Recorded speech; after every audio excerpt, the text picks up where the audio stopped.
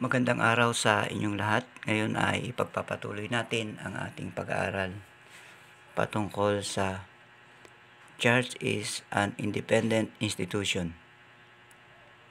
Nandito na tayo sa letter B. Churches are to be separate from government.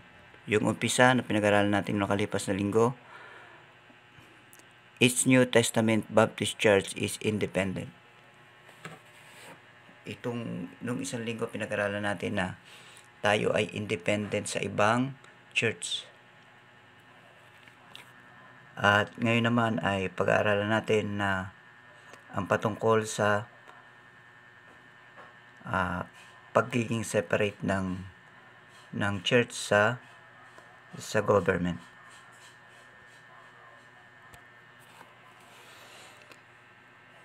Sa number 1, tingnan natin ang number 1.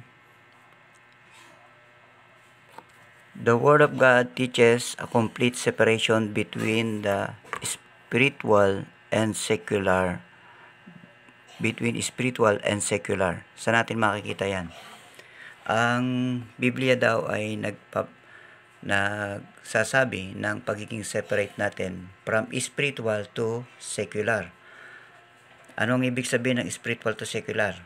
Yung sa mundo, sa pamamahala sa mundo, at saka yung pamamahala sa loob ng church sa spiritual.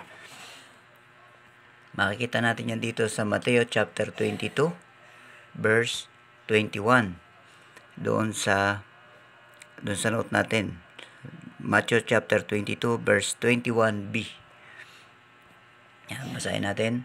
They say unto him, Caesar's. Then said he unto them, Render therefore unto Caesar the things which are Caesar, and unto God the things that are God's. Yan. Yung mga bagay daw na kay Caesar, yung sa government, ibigay sa government. Ay yung mga bagay naman sa Diyos, ay ibigay sa Diyos. Kaya malinaw yung sinasabi ng Biblia na merong para sa Diyos at merong para sa government. Yan po yung makikita natin na ganyan yung sinasabi ng Biblia na meron sa Panginoon, meron sa gobyerno. Ibibigay natin yung sa gobyerno, ibibigay rin natin yung sa Panginoon. Doon sa kasunod, may letter A yan. Sabi dito, Christian are to be law-abiding citizen. Ayan. Hindi ibig sabihin na ikaw ay Kristiyano o spiritual ka ay hindi ka susunod sa batas. Sa Roma chapter 13 verse 1 to 7, makikita natin yung inuutos ng Panginoon na pagsunod natin sa mga batas. Basahin natin sa verse 1. Sabi rito, Let every soul be subject unto the higher power, for there is no power but of God. The power that be are ordained of God, whosoever therefore resisted, the power resisteth the ordinance of God, and they that resist shall receive to themselves damnation. For the rulers are not a terror to good works, but the evil will thou then not be afraid of the power to do that which is good, and thou shalt have praise of the same. For he is the minister of God to thee for good. But if thou do that which is evil, be afraid, for thou bearest not the sword in vain. For he is the minister of good, a revenger to execute wrath upon him that doeth evil. Wherefore ye must need be subject not only for wrath, but also for conscience sake. For this cause pay ye their tribute, for they are God's ministers, attending continually upon this everything. Render therefore to all their dues tribute, to whom tribute is due, to custom whom custom, fear to whom fear, honor to whom honor.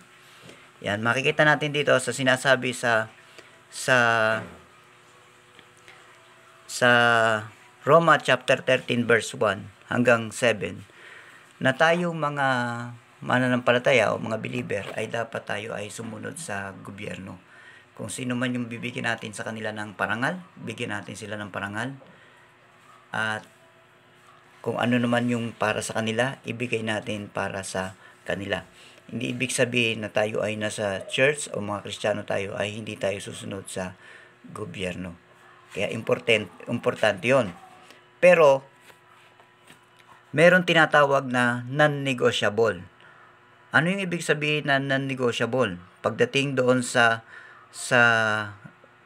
kumbaga parang ipa-priority natin. Although sumusunod tayo sa gobyerno, pero ipa-priority natin yung bagay na yun. Tingnan natin dito sa letter B. Christian may disobey on civil law only in case where they are complied to disobey God's law. Yan. Ang non-negotiable dito kung tayo ay uutusan ng gobyerno na mag-disobey sa utos ng Diyos. Yan yun sa Acts chapter 5 verse 29. Tingnan natin yung Acts chapter 5 verse 29. Sabi rito, then Peter and the other apostle answered and said, we ought to obey God rather than men. Nung panahon na nangangaral si Pedro ng salita ng Diyos, sinaway siya ng mga eskriba at pariseo at ng gobyerno na huwag nang mangangaral. Pero sabi ni Pedro, ay masusundin ko ang Diyos kaysa sa tao. Kasi may mga specific na utos ang Diyos na dapat nating tingnan, na yun ang dapat ating pina-priority. Although, sinasabi talaga ng Biblia na dapat ay sumunod tayo sa gobyerno, pero may mga bagay na utos ng Biblia na dapat nating i-priority. Example, sa Vietnam o sa ibang lugar sa Middle East, ang pangangaral ng gospel ay laban sa batas nila yan. Yung isang missionary ay kinasuhan ang kaso niya ay illegal preaching of the gospel. Ibig sabihin ba hindi ka na magpipreach ng gospel?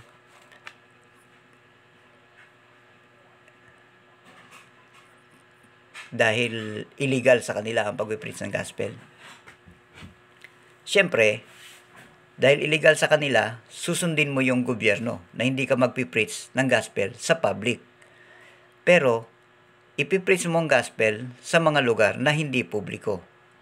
Doon sa mga tao na gusto makinig ng gospel, dadalhin mo sila sa lugar na hindi publiko para hindi ka hulihin ng gobyerno. Kaya bawal talaga sa kanila ang pagpipreach ng gospel.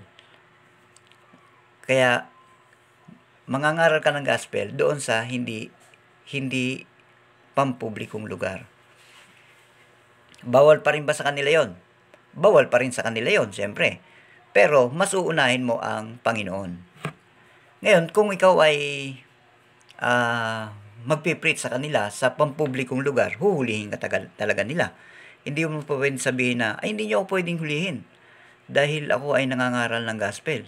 Ay hindi ganun yon. Talagang huhulihin ka nila dahil nasa batas nila yon.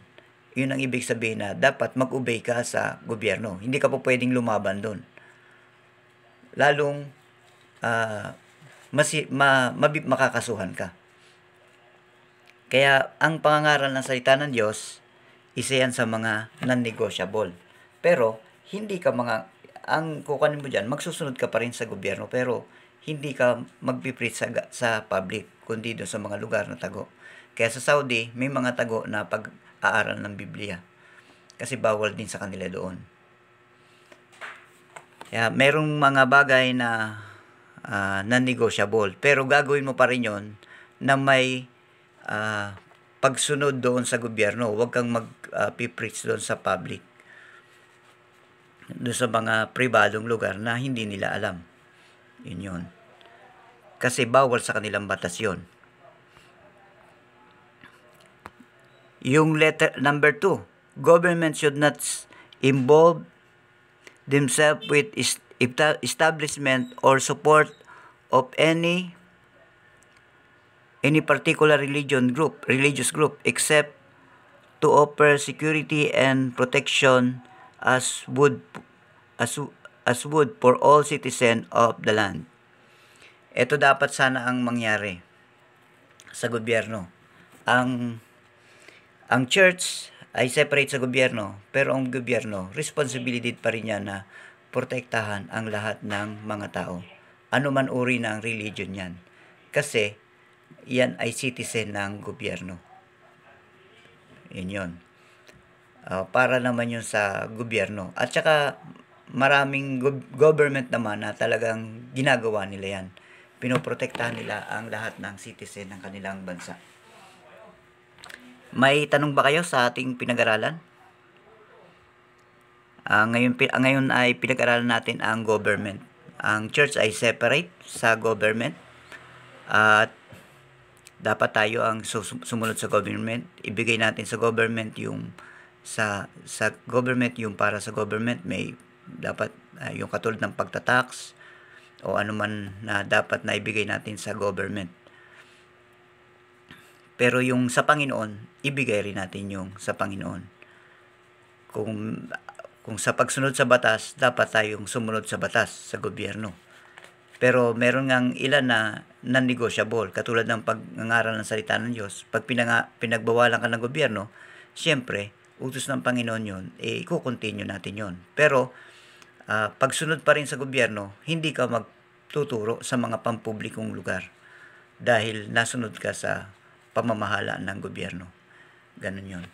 Okay, kung may tanong kayo ay isend nyo na lang sa GC tapos pag-usapan natin sa susunod na araw. Magandang araw sa inyo.